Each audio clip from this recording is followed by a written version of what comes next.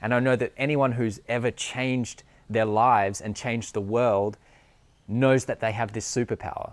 What's going on, Becomers? Welcome. And by the way, I'm going to start greeting each YouTube video by saying that now. What's going on, Becomers? Because I want this channel, these YouTube videos, to be about your becoming. So becoming someone more than who you currently are. There's a line in my first book that says, start living for who you can become, not for who you are.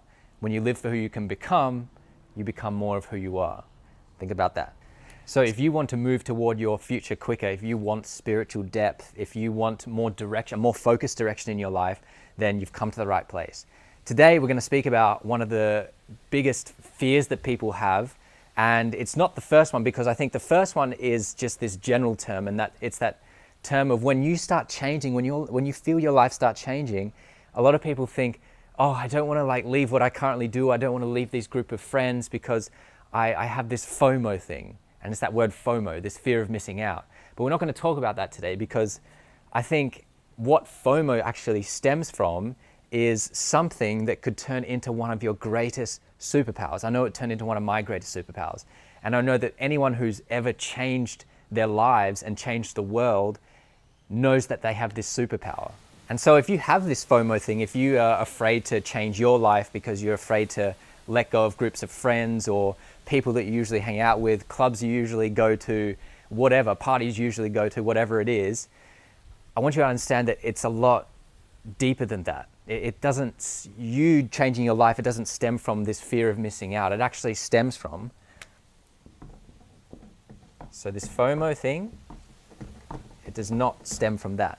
And so to change your life, FOMO is not your biggest challenge. And I want you to hear the words I just used there. It's not your biggest challenge. Challenge. It's not a problem. There's no such thing as problems. There's just challenges. And so what is your biggest challenge if it's not FOMO? Well, it's a term that, well, I thought I actually came up with this, but apparently I didn't when I searched it up, because, you know, everything has been invented already. It's FOBA. So this is your biggest challenge. What is FOBA? It's fear of being alone. And often you stay in the same routines, you stay in the same thought patterns, you stay in the same group of the circle of friends that you have, because you don't know how to be alone. And when I think about it, it was where my journey started. I just started not seeing, and I'm not saying cut everyone out of your life and just be alone. I'm saying you have to learn how to be alone, because you might spend a lot of your time alone right now, but you don't know how to be alone. And that's what we're going to talk about today. And so we're going to speak about two of the main reasons why you're actually afraid to be alone. At least this is what I think. If you think there's another reason, then put it in the comments. And the first one is your head. And the head is actually your greatest weapon. I know a lot of people are so afraid of their head, and so was I in the beginning, but it's actually one of your greatest gifts that you have is your brain. And they say you only use, I don't know the percentage, it's something like 5% of your actual brain's potential. And so I want to show you how not only you can enjoy being alone, but a big part of that is I want to show you how you can start to learn how to think, okay? Because the people that are very Zen-like or clear-minded or have a lot of purpose in their life, they know where they're going, they have a direction. They don't have it's not like they don't have any thoughts at all and they just have all these great thoughts and that are telling them exactly what to do. It's not like that. Everyone in the whole universe, it's part of the brain's makeup, right? You just get random thoughts entering. Some are good, some are bad, some are lovely, some are ugly. All of the thoughts come to you. And that's where a lot of people get messed up with it, because they just get overwhelmed. So then you reach for your phone, oh, distraction. You go to the television, distraction. You go shove your face with food, distraction. You go drink alcohol, distraction. You go to a party, distraction. You go to hang out with a friend, distraction. So it's all stemming from the fact that you don't know how to be alone. And one of the saddest things is that not being able to know how to be alone is actually, at the extreme of it, it's killing people. People are committing suicide every single day. I think it was 7 men per day in Australia, which is probably a low number compared to other parts of the world, committing suicide every single day. And so much of it stems from not being able, because most of the time, just think about it, you're with yourself, right? Even if you're with other people, you're still with yourself. I know Ram Dass has that quote that says, wherever you go, there you are. So it is such a great gift and such a great tool that you can use, is to know how to think. We're going to speak about the two most basic ways that most people think. And one is where maybe you are right now, and that's how like 99% of people would think. And the second one is more learning how to think concisely, precisely, efficiently, effectively, and just understanding your brain more and yourself, more importantly. All right, so number one, I'm going to draw a funnel here, a brain. This is your brain, small brain. And the first example here is the one that I kind of just described, which is where you have all of these thoughts like, oh, I need to go here, I'm not good enough, I need to eat, I don't want to miss out on this party, oh, I have to text this friend, oh, I have this on tomorrow, oh, I have to make dinner, and then all of this just goes into the brain, and the brain's just like, what the? And of course, because you're just like letting everything in, right? And so the brain goes, oh, okay, I'll go to this guy, my mobile phone, and I'll just distract. Or I'll go to this guy, I think 2 antennas, and watch some television, right? So this first example, thoughts are coming in, but you're just letting everything in, and it's so much that you just get distracted, and then you just go back to the same old thing that you've been doing for so many years. It's what I do, it's what so many people did before they learned this second one. And this is like the second stage. There's more stages, but we're just going to go through 2 today. So that's the first stage. Second stage, and this is what I want you to get out of this video from today, is like, it's not being in the first one, but learning how to be in this second stage. So the second stage is where we have the funnel again. And this is going to be a bigger brain, because this is where the smarter people go, the wiser people. And if you can tell, I am a little wiser today because I have a beard. So this time the funnel is split into 2. And so the same thoughts come in like, oh, I have to go to work today. Oh, I have to get this Netflix series done. Oh, I'm going to miss out on this party. And so the second stage of this is when you start deciphering, you start splitting it into 2. So there's bad thoughts and good thoughts. And what you do is, in the second stage, the bad thoughts come because they always will, as I said before, like everyone gets these negative thoughts. But when the bad thoughts come, you're just like, oh, you recognize that, oh, that's not a good thought. And then so the bad thoughts, they kind of just get tossed out. They never enter the brain. But then the good thoughts, they come in and they enter the brain. And so now you're only filling your brain with good thoughts, right? I'll write the word good very weirdly. Right, so now you're filling your brain with good thoughts, and the bad ones are being thrown out. But it takes a lot of awareness to recognize this, right? Because thoughts can come all the time, and you have to be, this is what the spiritual teachers, gurus, they talk about, is presence. You have to be aware, present moment. And when you're more present, you can start to listen to these thoughts clearer, and you can start to split it into 2 and be like, okay, no, that's not serving me, that's not serving me, that's not serving me. And it might be like 5 or 10 that don't serve you, and then it's like, you can go to the gym today and get a little stronger. Oh, okay, that's a healthy one. Okay, I'll keep that. And then so every time that you get these good thoughts coming back, you're like, that's a good thought. And then the more that you listen to the good thoughts, the more that you do the good things. And the more that you let go of the bad ones, the more you just don't listen to the bad things. But the important thing is that you start deciphering, you start being able to decipher which is which.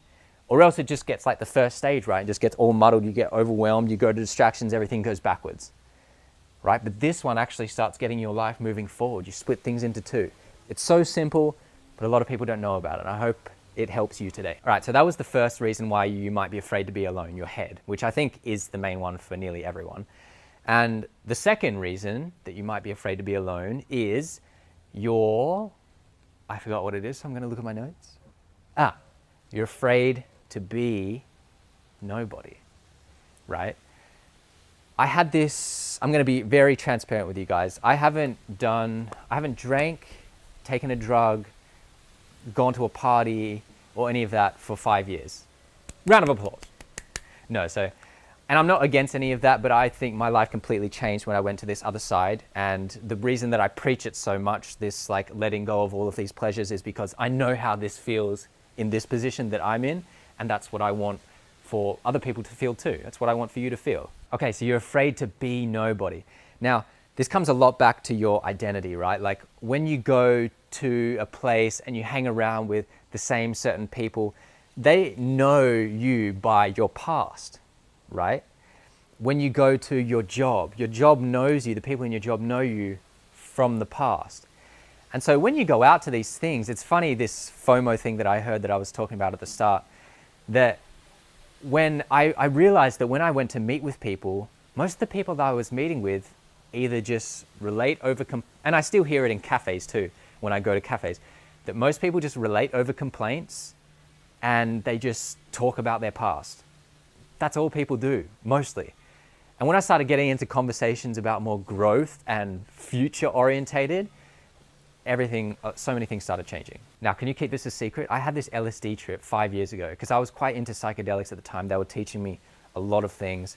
I don't advocate for them, but they definitely taught me a lot of things. But as the Guru Ram Dass says, eventually after you start taking these things, you get really high and then you come down, and then you get really high and then come down. And after a while, you just get sick of going up and down because you just want to be normal. And I think that was one of the biggest teachings that I got from them, is that like, eventually you just get tired of being under the influence of the substance and you just want to feel normal again. And I think that's a huge teaching for everyone, like in every drug: alcohol, television, phone, psychedelics, weed, every drug. All right, so you're afraid to do nothing. And by nothing, I don't mean, when you usually ask someone, oh, what'd you get up to on the weekend? They're like, oh, nothing much. But then I always ask them, what does your nothing consist of? Right? It's a better question, because you're obviously always doing something, and usually it's phone, television, those things. So by nothing, when I was on this LSD trip, I was laying on the grass. I'm just looking in my neighborhood to see nobody's around that can hear me. I was laying down on the grass and I had all these thoughts from my past flooding into me. And it was the peak of the trip. And it was like, because I played a lot of tennis when I was young, and it was like my history of tennis and all the people there, and then my school friends and all the people in school, and I went to university and college in America, so I went through all of that. And at the bottom of all, and my family too, and then at the bottom of all of these thoughts, there was just, for the first time in my life, there was no thought. There was no thought. And I realized in that moment that I was nobody.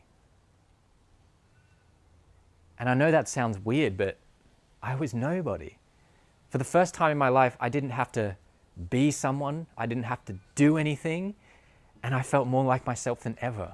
And here's what I realized, like 10 seconds after I realized that, was that place of being nobody and doing nothing, like literally nothing but lying on the grass. So being nobody, doing nothing.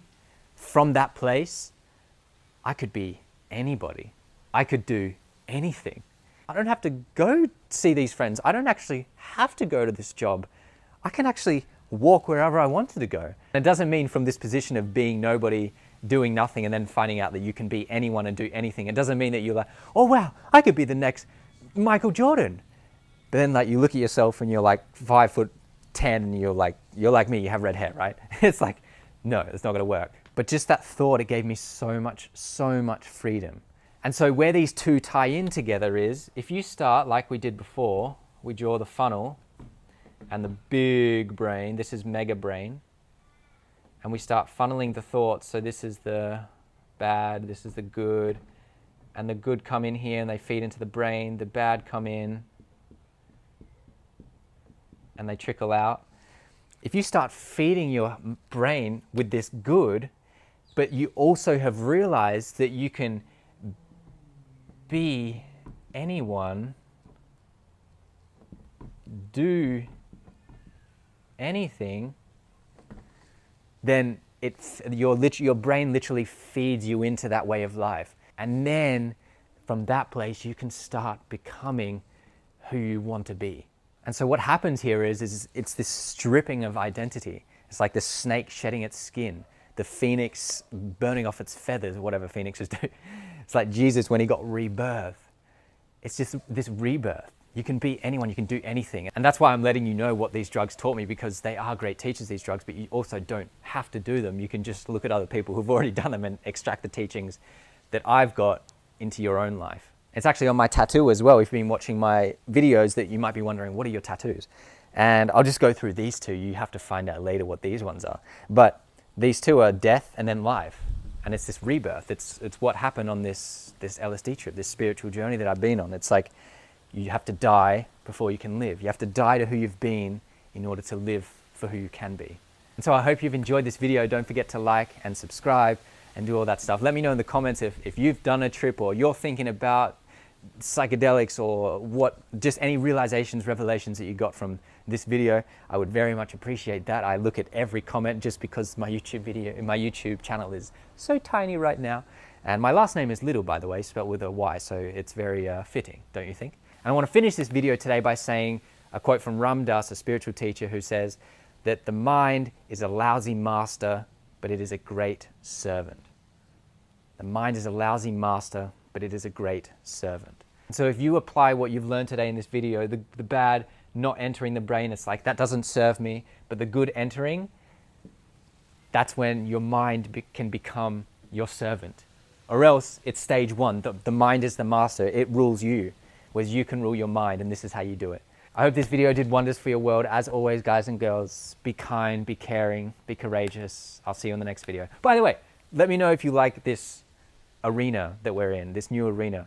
I think it's quite nice. So anyway, have a great day. Lots of love.